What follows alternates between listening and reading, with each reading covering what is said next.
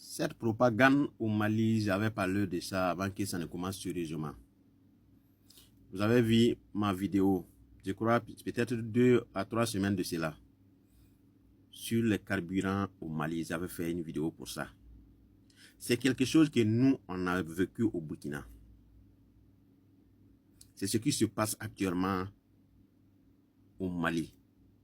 Et bien avant ça, là, les terreaux, ils avaient communiqué en disant qu'ils vont faire tout possible pour que le Mali ne soit ravitaillé du carburant. Vous avez vu leur propagande.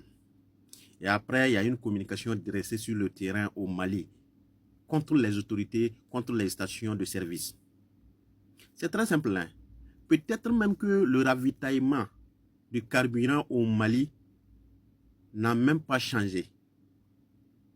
Mais il y a une communication. Une fois cette communication est menée sur le terrain, il y aura de rupture de carburant. Au Mali, là, qu'est-ce que les gens font? Ils peuvent prendre les logos de la Sonabi, la société de hydrocarbures au Burkina. Ils font une fausse communication en disant que dans telle date à telle date, il y aura une rupture de carburant. Alors, toute personne sort maintenant. Chacun part avec 10 litres. Chacun peut aller même 5 fois par jour pour aller stocker à la maison.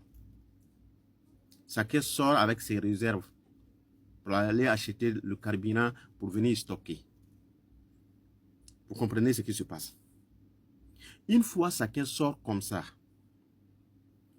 ils partent se regrouper dans les stations de service pour acheter, mettre dans son véhicule ou dans sa moto. En même temps avec une réserve à côté. Vous croyez que ça va être possible? Non. Ça, c'est une propagande dressée contre le Mali. Imaginez la station en question a droit à peut-être 1000 litres par semaine. Ou bien de 500 litres par semaine. C'est l'exemple que je donne. Avant, chacun partait, il prend 4 litres, ou 10 litres, ou 20 litres, il retourne. Mais à cause de cette propagande-là, celui qui prend 4 litres est obligé d'aller prendre 20 litres. Celui qui prend 20 litres est obligé d'aller prendre 100 litres. Vous croyez qu'il n'y aura pas de rupture?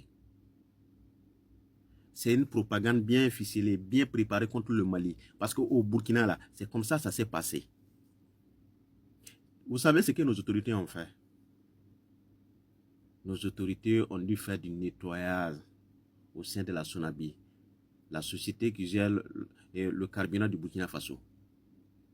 Ils ont trouvé qu'il y avait des espions qui font fuiter certaines informations. Ils ont trouvé que l'ancien DG, le DG qui était là-bas, était un espion du pouvoir passé, c'est-à-dire le pouvoir de Damiba, pour faire tomber le pouvoir du capitaine Ibrahim Traoré, parce qu'il a un lien direct avec les terreaux, il a un lien direct avec Damiba. Les autorités maliennes, prenez votre responsabilité, parce que quand vous regardez cette propagande, vous allez comprendre que ce n'est pas simple. Et un jour, vous allez voir ce que je dis là, vous allez voir, les autorités maliennes vont trouver une solution à ça, et il y aura un communiqué officiel pour dire que c'est à cause de la propagande qu'il y a eu des ruptures dans les stations de service. Un jour, vous allez me dire ça.